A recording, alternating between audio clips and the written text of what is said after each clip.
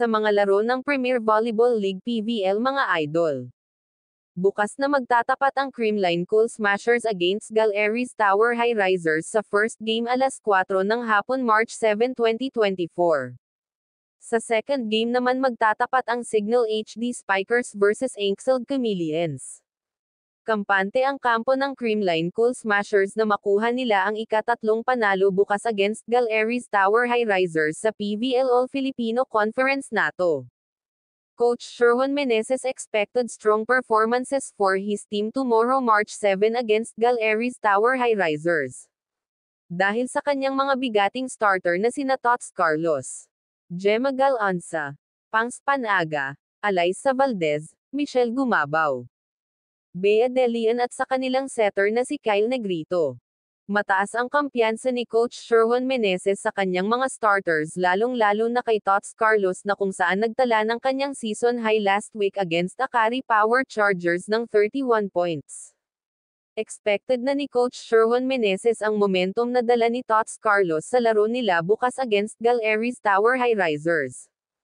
Ayon pa nga sa Best Player of the Week na si Cici Rondina na mananatili pa ring formidable opponent ang Creamline Cool Smashers sa season na ito dahil kakaiba ang chemistry at winning tradition ng kanilang team. Matitibay at mabibigat pa rin sa gupain ang team ng Creamline Cool Smashers ngayon na may napaka-solid na starter at malalakas na bench. Dagdag pa ni Cici Rondina ng Choco Mucho Flying Titans na kung magtapat silang muli against Creamline Cool Smashers dito na daw malalaman kung saang level na ba ang kanilang improvement as a team mula noong championship game nila last December na kung saan hindi man lang sila nakabawi.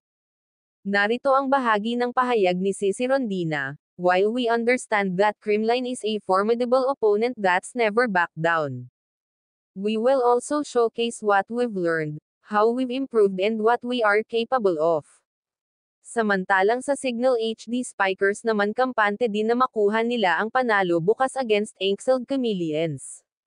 Ayon pa sa coach ng Signal HD Spikers na si Shaq De Los Santos na confident siya na makuha nila ang panalo against Anxled Chameleons bukas dahil tiwala siya sa abilidad ng kanyang mga players na sina Ciz Molina, Benny Gandeler, Rosalind Dorie, Jovelyn Gonzaga, Riri Meneses, Chin Basas, Jel K. Una, Don Macandilik at Indig. Samantalang sa team naman ng Akari Power Chargers na si Gretzel Soltones umaasang magkaroon ng positive impact sa kanilang team ang pagkapanalo nila against Farm Fresh Foxes via sweep kagabi.